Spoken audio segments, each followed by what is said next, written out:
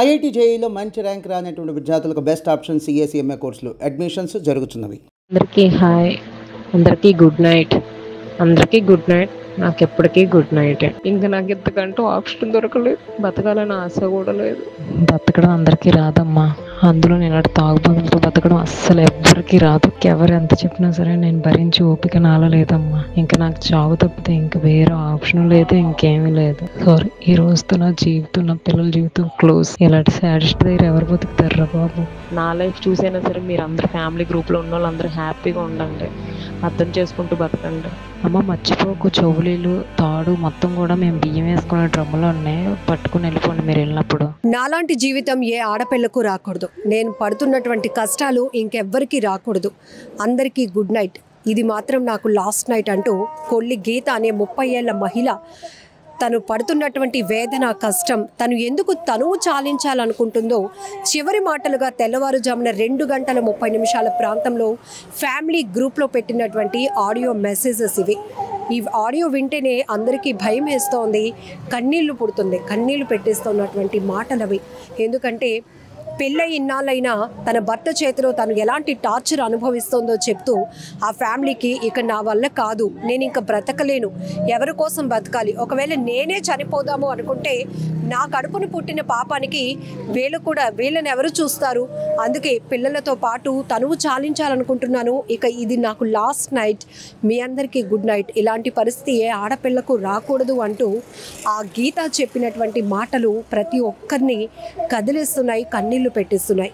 పెందుర్తిలో ఘోర విషాదకరమైన ఘటన చోటు చేసుకుంది. సత్యవాణిపాలెంలో ఉంటున్నటువంటి కొల్లి గీత 30 సంవత్సరాల వివాహిత, 2 పిల్లలు, యోక్షిత శ్రీ 8 సంవత్సరాల పాప, భవిష్య మణికంఠ 6 సంవత్సరాల బాబుతో కలిసి బావిలో దూకేసింది.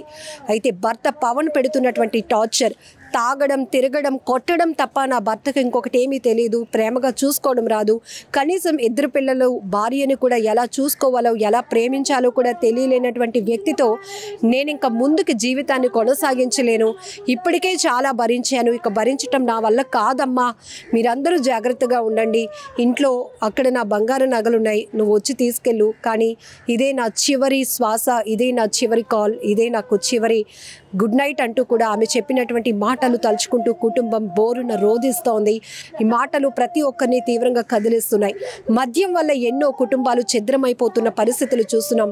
ఎంతో మంది ఆత్మహత్యలు చేసుకుంటున్నారు, హత్యలు చేసుకుంటున్నారు, నేరాలు పెరుగుతున్నాయి మద్యం మత్తులో.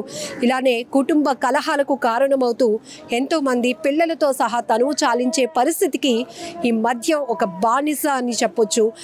మద్యానికి బానిస అవుతున్న వ్యక్తుల వల్ల ఎంతమంది ఎలా సఫర్ అవుతున్నారో మనం చూస్తూనే ఉన్నాం. ఇప్పుడు మరో కుటుంబం కూడా బలైపోయింది. ఇద్దరు కూడా 2016లో గీతకి, పవన్కి కుటుంబ సభ్యులంతా కలిసి పెళ్లి చేశారు. మేనత్త కొడుకునే గీత పెళ్లి చేసుకుంది. ఇద్దరు ప్రేమించుకున్నారు కూడా. సో ఆ ప్రేమ, పెళ్లి మొత్తం కుటుంబ వ్యవస్థ చాలా ఆనందంగా ఉంటుంది అని ఎన్నో కలలు కంది ఆమె. కానీ 2 పిల్లలు పుట్టారు, అయినా అతనిలో ఎలాంటి మార్పు రాలేదు.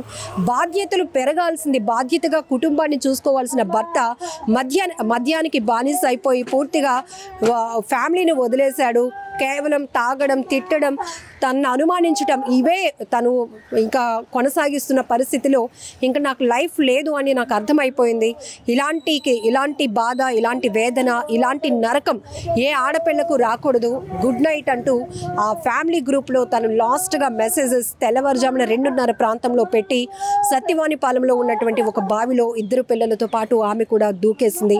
అయితే యోక్షిత శ్రీ మాత్రం, ఆ పాప 8 ఏళ్ల పాప యోక్షిత శ్రీ ఆ బావిలో మెట్లు మార్గం ఏదైతే ఉందో దానికి వేలాడుతూ, అమ్మ, తమ్ముడు ఇందులో పడిపోయారు, చనిపోతున్నారు, నన్ను కూడా కాపాడండి అంటూ ఆ పాప పెట్టినటువంటి కేకలు ప్రతి ఒక్కరిని కదిలించాయి. ఉరుకును పరుగున అప్పటికే వీళ్ళు కనబడలేదంటూ కుటుంబ సభ్యులు అంతా వెతుకుతూ ఉన్న క్రమంలో ఆ బావిలో నుంచి ఈ పాప మాటలు విని రెస్క్యూ చేసినటువంటి స్థానికులు పాపనైతే బయటకు తీసి రక్షించగలిగారు. కానీ అప్పటికే గీత మణికంఠ 7 ఏళ్ల బాలుడు ఇద్దరు కూడా తల్లి కొడుకు తనువు చాలించినటువంటి విషాదకర ఘటన ప్రతి ఒక్కరి గుండెలను అదిరిపోయేలా చేస్తోంది.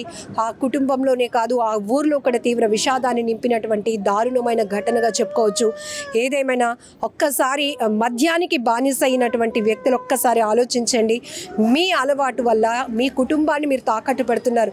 మీ వ్యసనం వల్ల, మీ సరదా వల్ల, మీ ఇష్టం వల్ల మిమ్మల్ని నమ్ముకున్నటువంటి భార్య పిల్లలు ఏమైపోతున్నారో కూడా మీరు అసలు గమనించుకోలేనటువంటి స్థాయిలో దిగజారిపోతున్నటువంటి పరిస్థితిలో ఎన్నో కుటుంబాలు ఇలా అర్ధాంతరంగా తమ జీవితాలు ముగించే పరిస్థితులు వస్తున్నాయి. ఈ విషాదకర ఘటన మాత్రం ప్రతి ఒక్కరికంట కన్నీళ్లు పెట్టిస్తోంది. ఇప్పటికే మద్యానికి అలవాటు పడి దాంట్లో మత్తులో మునిగిపోతున్న వాళ్ళు దయచేసి మీ మనసు మార్చుకోండి. మగవాళ్ళగా మీకు ప్రాధేయపడి చెప్తుంది కూడా ఒకటే. ఇక్కడ గీత కూడా తన భర్తతో ఎంతో భవిష్యత్తు ఊహించుకుంది.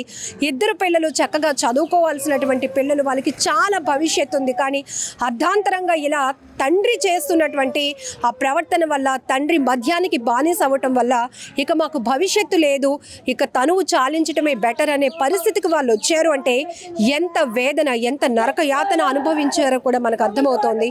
ఇక్కడ ఈ తల్లి కూడా చెప్తోంది, తల్లి అని కూడా నన్ను చూడకుండా నన్ను కూడా అనుమానం కట్టేవాడు నా కొడుకు, అయినా భరిస్తున్నాం. వాడు తాగొచ్చినా కూడా, తిడుతున్నా కూడా మేము భరిస్తూనే వచ్చాం. నా కోడలు కూడా వాడి మాటలు, వాడు ప్రవర్తనని అలవాటు అయిపోయింది. అలానే దిగమింగుకుంటూ ఎవరికి చెప్పకుండా నలిగిపోయింది. కానీ ఇక అది భరించలేకపోయింది నా కోడలు. పిల్లలతో పాటు తను కూడా చనిపోవాలనుకుంది. అయితే మనవరాలు బయటపడింది. కానీ మనవడితో పాటు కోడల్ని కోల్పోయానంటూ ఆ తల్లి రాత్రి నుంచి కూడా నిర్విరామంగా అలా కన్నీళ్లు పెట్టుకుంటూ, గుండెలు బాదుకుంటూ రోధిస్తున్న తీరు ప్రతి ఒక్కరిని కంట తడి పెట్టేస్తోంది. ప్రస్తుతం మనమైతే కేజీహెచ్ మార్చిరి దగ్గర ఉన్నాం. గీత అలాగే మణికంఠ మృతదేహాలు పోస్ట్ మార్టం నిమిత్తం అయితే ఇక్కడికి తరలించారు.